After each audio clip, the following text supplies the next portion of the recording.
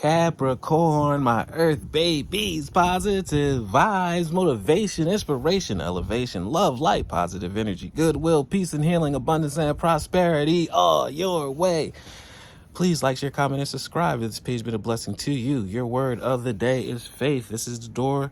Faith without works are dead. It's a little bit more work that you have to put in because you've been laying the foundation. You've laid the first floor. Maybe it's time to lay out the second floor. Maybe it's time to make the blueprint for how the business or your creation shall work, how you want it to look. You have been doing light years of work, amazing work, and you've been doing it in a small and short amount of time. But I want you to not give up. Put some more bite behind that bark. Put some more walk behind that talk. Continue to create.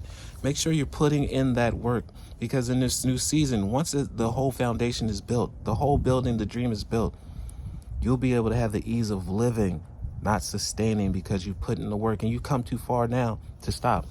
You have this faith card. Keep on moving forward. I am confident I will achieve my goals. I live in the present and have faith in the future. I firmly believe in my value in the universe, which is priceless. I need you, the world needs you, and you deserve it. Love one another, be kind to one another. Love yourself. I love you too.